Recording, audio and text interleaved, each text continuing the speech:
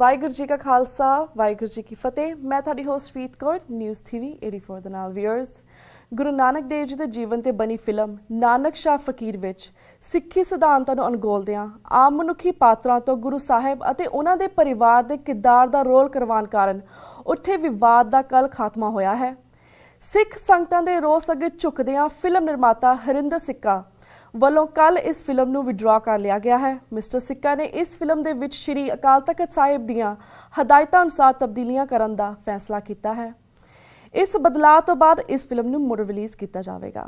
ਤੇ ਵੀਅਰਸ, ਦੂਸਰੇ ਪਾਸੇ ਪੰਜਾਬ ਦੇ ਕਿਸਾਨਾਂ ਦਾ ਬੁਰਾ ਹਾਲ ਹੈ। ਪੰਜਾਬ ਦੇ ਕਿਸਾਨ ਇੱਕ ਤੋਂ ਬਾਅਦ ਇੱਕ ਖੁਦਕੁਸ਼ੀ ਕਰ ਰਹੇ ਹਨ। ਈਵਨ ਅੱਜ ਦਿੱਲੀ ਵਿੱਚ ਵੀ ਆਮ ਆਦਮੀ ਪਾਰਟੀ ਦੀ ਰੈਲੀ ਦੇ ਵਿੱਚ ਇੱਕ ਕਿਸਾਨ ਨੇ ਸੁਸਾਈਡ ਕੀਤੀ ਕਿਉਂਕਿ ਭਾਰਤ ਵਿੱਚ ਕਿਸਾਨਾਂ ਦੀ ਮੰਦਹਾਲੀ ਹਾਲਾਤ ਨੇ। ਈਵਨ ਭਾਰਤ ਦੀ ਸਰਕਾਰ ਤੋਂ ਤੰਗ ਆ ਕੇ ਕਸ਼ਮੀਰ ਵਿੱਚ ਵੀ ਆਜ਼ਾਦੀ ਦੀ ਲਹਿਰ ਉੱਠ ਰਹੀ ਹੈ।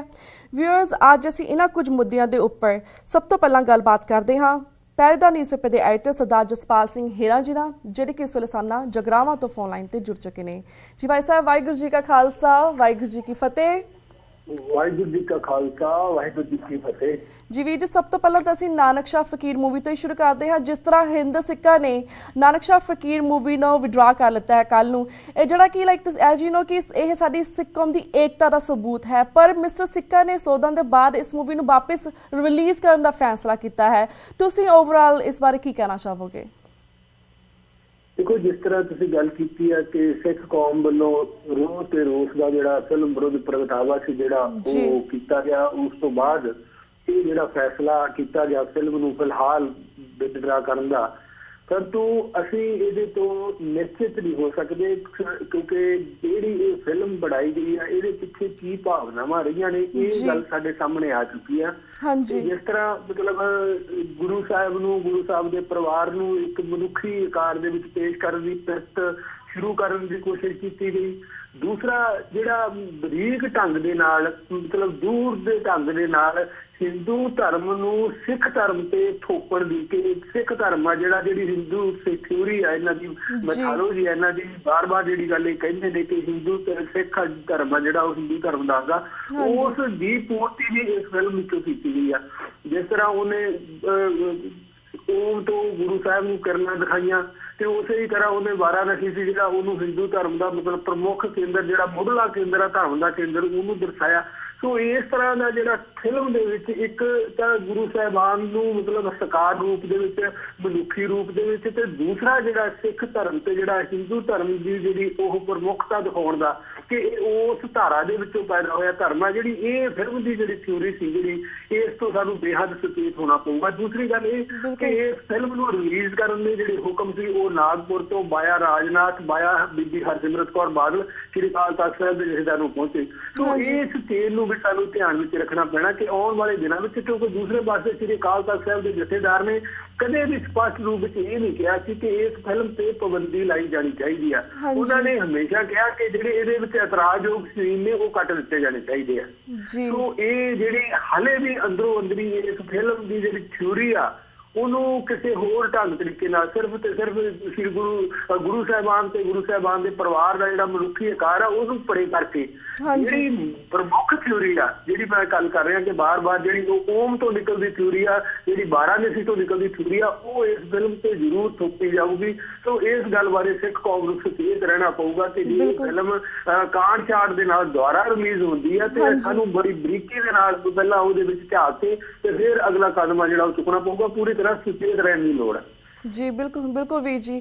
ਤੇ ਵੀਰ ਜੀ, ਦੋ ਹੋਰ ਮੁੱਦਿਆਂ ਦੇ ਉੱਪਰ ਵੀ ਤੁਹਾਡੇ ਵਿਚਾਰ ਜਾਣਨਾ ਚਾਹਾਂਗੇ। ਜਿਸ ਤਰ੍ਹਾਂ ਅੱਜ ਦਿੱਲੀ ਦੇ ਵਿੱਚ ਆਮ ਆਦਮੀ ਪਾਰਟੀ ਦੀ ਰੈਲੀ ਦੇ ਵਿੱਚ ਇੱਕ ਕਿਸਾਨ ਨੇ ਖੁਦਕੁਸ਼ੀ ਕਰ ਲਈ ਹੈ। ਈਵਨ ਮਹਾਰਾਸ਼ਟਰ ਵਿੱਚ ਪਿਛਲੇ ਕੁਝ ਮਹੀਨੇ ਤੋਂ ਜਨਵਰੀ ਤੋਂ ਮਾਰਚ ਦੇ ਵਿੱਚ ਤੱਕ ਵੀ 320 ਕਿਸਾਨਾਂ, ਲਗਭਗ 320 ਕਿਸਾਨਾਂ ਨੇ ਸੁਸਾਈਡ ਕੀਤੀ।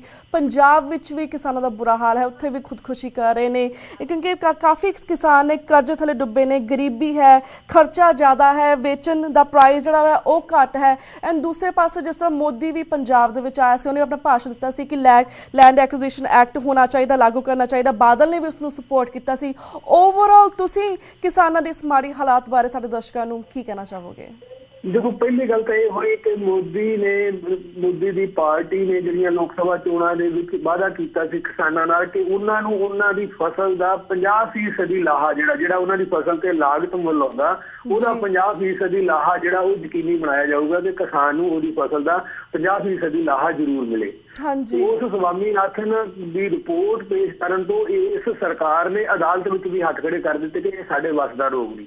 ਅਗਲੀ ਗੱਲ ਜਿਹੜੀ ਅਸੀਂ ਕਰ ਰਹੇ ਹਾਂ ਕਿ ਅੱਜ ਇਸ ਵੇਲੇ ਜਿਹੜੀ ਹਾੜੀ ਦੀ ਫਸਲ ਤੇ ਬੇਮੌਸਮੀ ਜਿਹੜੀ ਬਰਸਾਤ ਆ ਜਾਂ ਮੌਸਮ ਦੀ ਜਿਹੜੀ ਕਹਿਰ ਆ ਉਹਦੇ ਕਾਰਨ ਜਿਹੜੇ ਕਿਸਾਨ ਨੇ ਜਿਹੜੇ ਉਹ ਪੂਰੀ ਤਰ੍ਹਾਂ ਇੱਕ ਦਹਿਸ਼ਤ ਦੇ ਪਰਛਾਵੇਂ 'ਚ ਨੇ ਕਿ ਉਹ ਪਹਿਲਾਂ ਹੀ ਕਰਜ਼ੇ ਦੀ ਪੰਡ ਥੱਲੇ ਦੱਬੇ ਨੇ ਤੇ ਜੋ ਕੁਝ ਮੌਸਮ ਕਾਰਨ ਵਾਪਰਿਆ ਫਸਲ ਦਾ ਝਾੜ ਘਟਿਆ ਵਾ ਤੇ ਫਸਲ ਦੀ ਤਬਾਹੀ ਹੋਈ ਆ ਉਹਦੇ ਮੁਤਾਬਕ ਜਿਹੜੀ ਸਰਕਾਰ ਆ ਉਹ ਉਹਨਾਂ ਨੂੰ ਕਰਜ਼ਾ ਨਹੀਂ ਦੇ ਰਹੀ। ਸੋ ਇਸ ਕਾਰਨ ਜਿਹੜੇ ਕਿਸਾਨ ਨੇ ਉਹ ਖੁਦਕੁਸ਼ੀਆਂ ਦੇ ਰਾਹ ਤੁਰੇ ਨੇ। ਤੇ ਦੂਸਰੀ ਇਹ ਦੇਖੋ ਕਿ ਇੱਥੇ ਦੇਸ਼ ਦੀਆਂ ਸਰਕਾਰਾਂ ਕੇਂਦਰ ਦੀ ਸਰਕਾਰ ਆ ਜਾਂ ਕੇਂਦਰ ਦੇ ਵਿੱਚ ਬੈਠੀਆਂ ਸਾਰੀਆਂ ਪਾਰਟੀਆਂ ਨੇ ਭੂਮੀ ਪ੍ਰਾਪਤੀ ਬਿੱਲ ਤੇ ਠੀਕ ਹੈ ਕਿ ਸਾਰੀਆਂ ਵਿਰੋਧੀ ਪਾਰਟੀਆਂ ਨੇ ਇੱਕ ਆਪਣਾ ਸਟੈਂਡ ਲਿਆ ਵਾ ਕਿ ਭੂਮੀ ਪ੍ਰਾਪਤੀ ਬਿੱਲ ਆ ਜਿਹੜਾ ਕਿਸਾਨ ਮਾਰੂ ਬਿੱਲ ਆ ਅਸੀਂ ਇਹਨੂੰ ਪਾਸ ਨਹੀਂ ਹੋਣ ਦੇਣਾ। ਪਰੰਤੂ ਕਿਸੇ ਨੇ ਵੀ ਲੋਕ ਸਭਾ ਦਾ ਇਜਲਾਸ ਚੱਲ ਰਿਹਾ ਕਿ ਦੇਸ਼ ਦੇ ਕਿਸਾਨ ਨੇ ਜਿਹੜੇ ਉਹ ਮਰ ਰਹੇ ਨੇ ਖੁਦਕੁਸ਼ੀਆਂ ਕਰ ਰਹੇ ਨੇ ਕਿਸੇ ਨੇ ਇਹ ਸਵਾਲ ਸੀ ਜਿਹੜਾ ਸਭ ਤੋਂ ਪ੍ਰਮੁੱਖਤਾ ਦੇ ਨਾਲ ਲੋਕ ਸਭਾ ਦੇ ਵਿੱਚ ਗੁੰਜਣਾ ਚਾਹੀਦਾ ਸੀ ਕਿਸੇ ਨੇ ਵੀ ਉਸ ਸਵਾਲ ਨੂੰ ਚੁੱਕਣ ਦੀ ਕੋਸ਼ਿਸ਼ ਨਹੀਂ ਕੀਤੀ।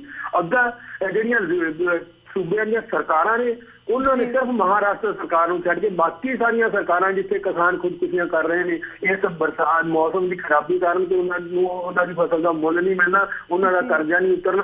ਸੋ ਬਾਕੀ ਸਾਰੇ ਸੂਬਿਆਂ ਦੀਆਂ ਸਰਕਾਰਾਂ ਨੇ ਇਹ ਲਿਖ ਕੇ ਦਿੱਤਾ ਕਿ ਸਾਡੇ ਸੂਬੇ 'ਚ ਕਿਸੇ ਕਿਸਾਨ ਨੇ ਖੁਦਕੁਸ਼ੀ ਨਹੀਂ ਕੀਤੀ ਜਦੋਂ ਕਿ ਪੰਜਾਬ ਦੇ ਵਿੱਚ ਵੀ 8 ਕਿਸਾਨ ਨੇ ਜਿਹੜੇ ਇਹਨਾਂ ਦਿਨਾਂ ਦੇ ਵਿੱਚ ਖੁਦਕੁਸ਼ੀ ਕਰ ਚੁੱਕੇ ਨੇ। ਤੇ ਅਗਲੀ ਪੰਜਾਬ ਸਰਕਾਰ ਦੀ ਤੁਸੀਂ ਇਹ ਦੇਖੋ ਕਿ ਅੱਜ ਕੇਂਦਰ ਦੀ ਸਰਕਾਰ ਨੇ ਜਿਹੜਾ ਗੁਆਂਢੀ ਸੂਬਾ ਹਰਿਆਣਾ ਸਾਡਾ ਉੱਥੇ ਉਹਨੇ ਕਿਸਾਨਾਂ ਨੂੰ ਜਿਹੜੀ ਸਹੂਲਤ ਦਿੱਤੀ ਜਿਹੜਾ ਖਰੀਦ ਆ ਕਣਕ ਦੀ ਖਰੀਦ ਆ ਉਹਦੇ ਵਿੱਚ ਉਹਨੂੰ ਛੋਟਾਂ ਦਿੱਤੀਆਂ ਗਈਆਂ ਨੇ ਉਹਨੂੰ ਨਵੀਂ ਆ ਜਿਹੜੀ ਉਹਦੇ ਵਿੱਚ 2% ਦੀ ਛੋਟ ਦੇਤੀ ਕਣਕ ਦੇ ਟੋਟੇ ਲਈ ਉਹਨੂੰ ਛੋਟ ਦੇਤੀ ਕਣਕ ਦਾ ਜਿਹੜਾ ਦਾਣਾ ਬਦਰੰਗ ਹੋਇਆ ਉਹਦੇ ਵਿੱਚ ਵੀ ਛੋਟ ਦਿੱਤੀ। ਹਰਿਆਣੇ ਦੇ ਕਿਸਾਨਾਂ ਨੂੰ ਉਹ ਛੋਟ ਮਿਲੀ ਆ ਪਰੰਤੂ ਪੰਜਾਬ ਦੇ ਕਿਸਾਨਾਂ ਨੂੰ ਅੱਜ ਤੱਕ ਉਹ ਛੋਟ ਨਹੀਂ ਮਿਲੀ। ਇਸ ਕਾਰਨ ਜਿਹੜੇ ਹਰਿਆਣਾ ਦੇ ਆਸ-ਪਾਸ ਦੇ ਪਿੰਡ ਨੇ ਸਾਰੇ ਉੱਥੋਂ ਦੀ ਜਿਹੜੀ ਸਾਰੀ ਕਣਕ ਆ ਉਹ ਹਰਿਆਣੇ 'ਚ ਜਾ ਰਹੀ ਹੈ ਤੇ ਦੂਸਰੇ ਪਾਸੇ ਛੋਟਾ ਨਾ ਮਿਲ ਕਰ ਅੱਜ ਪੰਜਾਬ ਦਾ ਸਾਰਾ ਕਿਸਾਨ ਆ ਜਿਹੜਾ ਉਹ ਮੰਡੀਆਂ ਦੇ ਵਿੱਚ ਬੈਠਾ ਚੀਕ ਰਿਹਾ ਵਾ ਕੁਰਲਾ ਰਿਹਾ ਵਾ ਧਰਨੇ ਦੇ ਰਿਹਾ ਮੁਜ਼ਾਹਰੇ ਦੇ ਰਿਹਾ। ਇੱਥੋਂ ਤੱਕ ਕਿ ਮਾਛੀਵਾੜੇ ਦੇ ਵਿੱਚ ਜਦੋਂ ਪ੍ਰਕਾਸ਼ ਸਿੰਘ ਬਾਦਲ ਦਾ ਪੁਤਲਾ ਫੂਕਿਆ ਤੇ ਇੱਕ ਬਜ਼ੁਰਗ ਕਿਸਾਨ ਨੇ ਉਸ ਪੁਤਲਾ ਦੀ ਅੱਗ ਦੇ ਵਿੱਚ ਛਾਲ ਮਾਰਤੀ।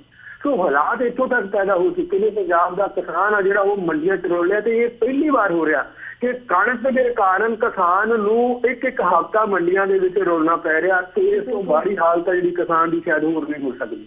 ਜੀ ਤੇ ਵੀਰ ਜੀ ਸਾਡੇ ਕੋਲ 2 ਮਿੰਟ ਰਹਿ ਗਏ ਨੇ 1.5-2 ਮਿੰਟ ਰਹਿ ਗਏ ਨੇ। ਐਟ ਦੀ ਐਂਡ ਇੱਕ ਹੋਰ ਕੁਐਸਚਨ ਤੁਹਾਡੇ ਅਸੀਂ ਵਿਚਾਰ ਜਾਣਨਾ ਚਾਹਾਂਗੇ ਜਿਸ ਤਰ੍ਹਾਂ ਕਸ਼ਮੀਰੀ ਲੀਡਰ ਮਸਰਤ ਆਲਮ ਨੇ ਐਂਟੀ ਇੰਡੀਆ ਰੈਲੀ ਮਾਰਚ ਕੱਢਿਆ ਲਾਸਟ ਵੈਨਸਡੇ ਨੂੰ। ਇਸ ਰੈਲੀ ਦੇ ਵਿੱਚ ਉਸਨੇ ਪਾਕਿਸਤਾਨ ਦਾ ਝੰਡਾ ਵੀ ਲਹਿਰਾਇਆ। ਇਸ ਬਾਰੇ ਤੁਸੀਂ ਕੀ ਕਹਿਣਾ ਚਾਹੋਗੇ ਤੁਹਾਨੂੰ ਲੱਗਦਾ ਹੈ ਕਸ਼ਮੀਰ ਦੇ ਵਿੱਚ ਆਜ਼ਾਦੀ ਦੀ ਲਹਿਰ ਇੱਕ ਵਾਰ ਫਿਰ ਤੋਂ ਖੜੀ ਹੋ ਰਹੀ ਹੈ? What do you think?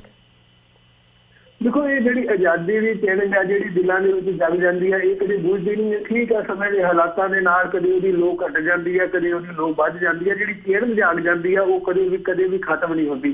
ਜੇ ਅੱਜ ਅਸੀਂ ਪੰਜਾਬ ਦੀ ਗੱਲ ਕਰੀਏ ਭਾਵੇਂ ਕਿ ਕਿਸੇ ਪਾਸੇ ਸਾਨੂੰ ਇਸ ਤਰ੍ਹਾਂ ਦੀ ਪਰੰਤੂ ਜਦੋਂ ਵੀ ਕੋਈ ਸਿੱਖ ਪੰਥ ਤੇ ਹਮਲਾ ਹੁੰਦਾ ਵਾ ਕੋਈ ਸਿੱਖੀ ਤੇ ਇਸ ਤਰ੍ਹਾਂ ਦਾ ਮਾਰੂ ਬਾਰ ਕੀਤਾ ਜਾਂਦਾ ਤਾਂ ਸਾਡੀ ਉਹ ਜਵਾਨੀ ਵੀ ਜਿਹੜੀ ਪਤਤ ਵੀ ਹੋਈ ਬੈਠੀ ਆ ਉਹ ਜਵਾਨੀ ਵੀ ਅੱਗੇ ਹੋ ਕੇ ਜਿਸ ਤਰ੍ਹਾਂ ਅਸੀਂ ਪਿੱਛੇ ਦੇਖਿਆ ਕਿ ਇਸ ਦੀ ਲਹਿਰ ਸੀ ਚਾਹੇ ਉਸ ਤੋਂ ਬਾਅਦ ਬੰਦੀ ਸਿੰਘਾਂ ਦੀ ਰਿਹਾਈ ਦਾ ਸੰਘਰਸ਼ ਸੀ ਉਹ ਜਵਾਨੀ ਵੀ ਅੱਗੇ ਹੋ ਕੇ ਉਸ ਸੰਘਰਸ਼ ਵਿੱਚ ਤੁਰਦੀ ਆ। ਇਹ ਚਿੰਨ੍ਹ ਜਿਹੜੀ ਕਦੇ ਵੀ ਖਤਮ ਨਹੀਂ ਹੁੰਦੀ। ਇਸੇ ਤਰ੍ਹਾਂ ਕਸ਼ਮੀਰ ਦੇ ਵਿੱਚ ਜਦੋਂ ਵੀ ਕੋਈ ਆਗੂ ਉਸ ਚਿੰਨ੍ਹ ਨੂੰ ਜਗਾਉਂਦਾ ਆਜ਼ਾਦੀ ਦਾ ਮੌਕਾ ਦਿੰਦਾ ਤੇ ਲੋਕ ਉਹਦੇ ਤੇ ਭਰੋਸਾ ਕਰਦੇ ਨੇ ਤੇ ਉਹ ਉਹਦੇ ਪਿੱਛੇ ਉੱਠ ਕੇ ਖੜਾ ਹੋ ਜਾਂਦੇ ਨੇ। ਸੋ ਜੰਮੂ ਕਸ਼ਮੀਰ ਦੇ ਵਿੱਚ ਜੋ ਕੁਝ ਪਿਛਲੇ ਦਿਨਾਂ ਦੇ ਵਿੱਚ ਵਾਪਰਿਆ ਵਾ ਸਰਕਾਰ ਦੇ ਮਤਲਬ ਪੂਰਾ ਡੰਡਾ ਤੰਤਰ ਦੇ ਬਾਵਜੂਦ ਉਹ ਲੋਕ ਆਜ਼ਾਦੀ ਦੀ ਲਹਿਰ ਤੋਂ ਬਾਹਰ ਨਿਕਲੇ ਨੇ।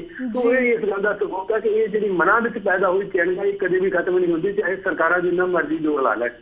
ਜੀ ਵੀਰ ਜੀ ਥੈਂਕ ਯੂ ਸੋ ਮਚ ਕਿ ਇਹਨਾਂ 3 ਮੇਨ ਮੁੱਦਿਆਂ ਦੇ ਉੱਪਰ ਤੁਸੀਂ ਆਪਣੇ ਵਿਚਾਰ ਸਾਡੇ ਦਰਸ਼ਕਾਂ ਨਾਲ ਸਾਂਝੇ ਕੀਤੇ। ਹੁਣ ਅਸੀਂ ਤੁਹਾਡੇ ਕੋਲ ਇਜਾਜ਼ਤ ਲੈਣੀ ਕਿਉਂਕਿ ਸਾਡਾ ਵਕਤ ਬ੍ਰੇਕ ਵੱਲ ਜਾ ਰਿਹਾ। ਸੋ ਵੀਰ ਜੀ ਵਾਹਿਗੁਰੂ ਜੀ ਕਾ ਖਾਲਸਾ ਵਾਹਿਗੁਰੂ ਜੀ ਕੀ ਫਤਿਹ। Viewers, वक्त हो गया एक छोटे से ब्रेक का। Keep watching News TV 84. We'll be right back after a short break.